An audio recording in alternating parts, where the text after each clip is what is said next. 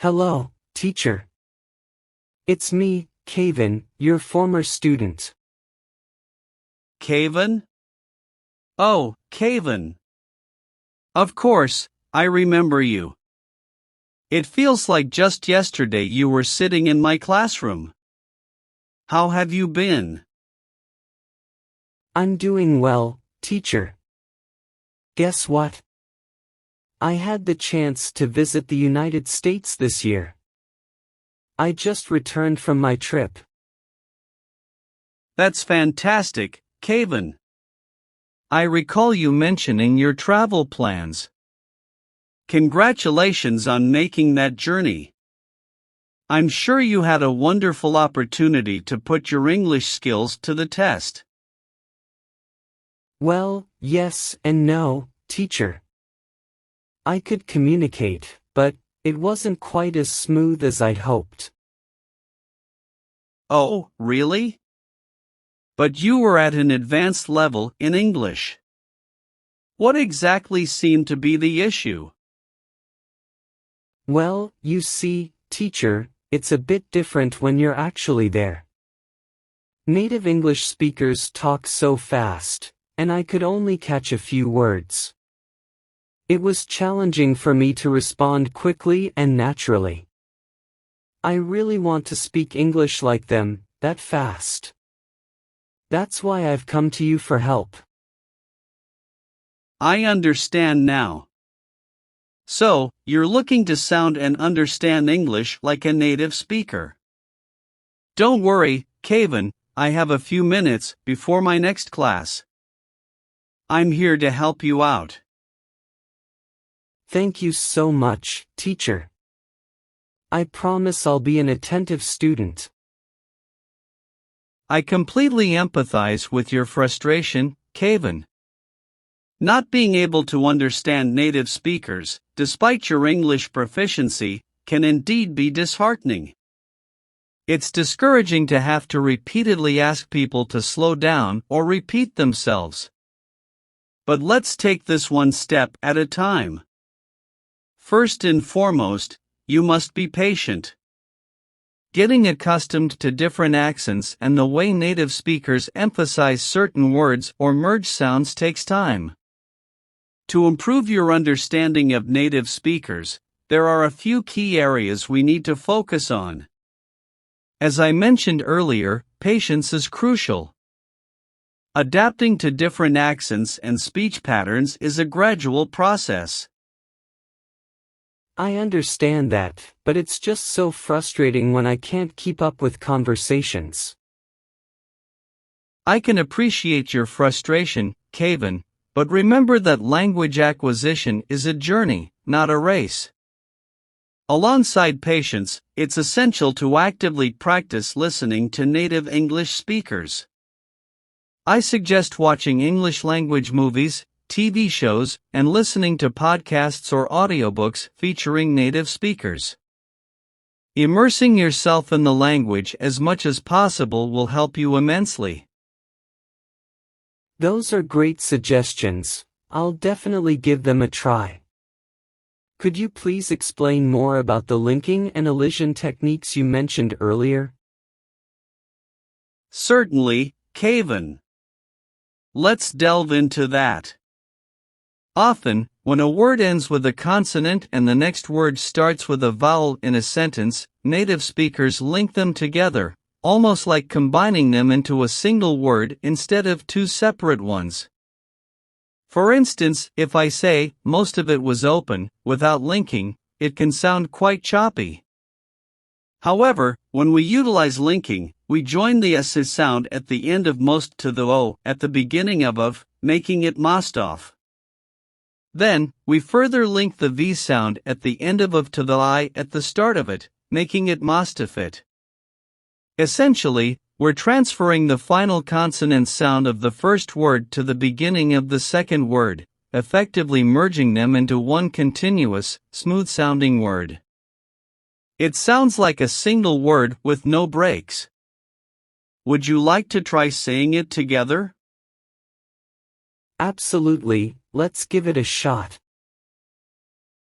Excellent, Kevin. Now, let's practice a bit more. Try saying these phrases with linking. I am going to the store. She is always so friendly. They have a beautiful garden. Okay, let me give it a try.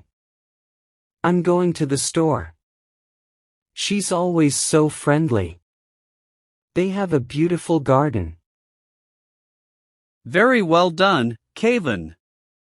You're catching on quickly. Remember, practicing this technique consistently will help you sound more like a native speaker. Another aspect to consider is elision, which is when we omit or reduce certain sounds in casual speech to make our conversation flow more smoothly. Elision, you say? Could you give me an example? Certainly.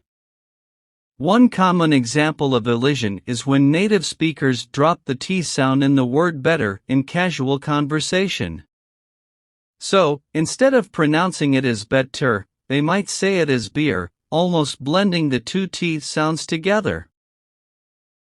I see, like making it sound smoother and quicker. Exactly, Kevin. It's all about making your speech more natural and fluid. But remember, elision depends on the context and the speaker's style. It's not always necessary, but it's something you'll hear often in informal conversations. Got it, teacher. I'll work on these techniques and keep practicing. Thank you for your guidance, it's incredibly helpful. You're very welcome, Kevin. I'm glad to hear that you're enthusiastic about improving your English. Now, let's talk about another important aspect that can help you understand native English speakers better: intonation and stress patterns. Intonation and stress patterns. Could you explain that a bit more? Of course, Kevin. Intonation refers to the rise and fall of pitch in spoken language. It plays a crucial role in conveying meaning and emotions in English. Native speakers often use rising intonation at the end of questions and falling intonation at the end of statements. Paying attention to these patterns can help you identify the intention behind a sentence. That sounds important. Can you give me an example? Certainly, Kevin.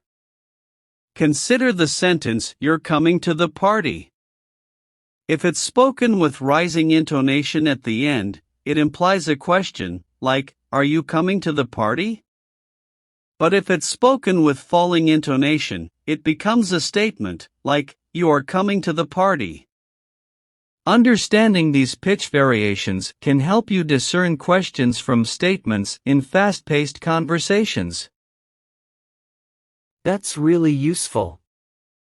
I'll pay more attention to intonation. What about stress patterns? Stress patterns involve emphasizing certain syllables or words in a sentence. English speakers tend to stress the most important words or content words, while less important words, like articles and prepositions, are often less stressed. Recognizing stress patterns can help you focus on the essential information in a sentence. Can you give me an example of a stress pattern? Certainly, Kevin. Let's take the sentence, "I need to go to the store." In this sentence, the stressed words are need and store. These are the key pieces of information. The other words, like to and the, are less stressed and tend to be spoken quickly and smoothly. Identifying these patterns can help you follow the main points of a conversation. I see how that can be helpful. I'll start paying attention to stress patterns as well. Great, Kevin. One more tip: practice active listening. Try to engage in conversations with native speakers whenever you can. Don't be afraid to ask them to slow down or repeat themselves if needed. Most people are understanding and willing to help learners like you. I'll definitely try that. Thank you so much, teacher, for all your guidance and patience. You're very welcome, Kevin. Remember that improving your language skills is a gradual process, but with dedication and practice, you'll become more comfortable understanding and speaking like a native English speaker. Feel free to reach out if you have any more questions or need further assistance in the future. Good luck with your journey to mastering English.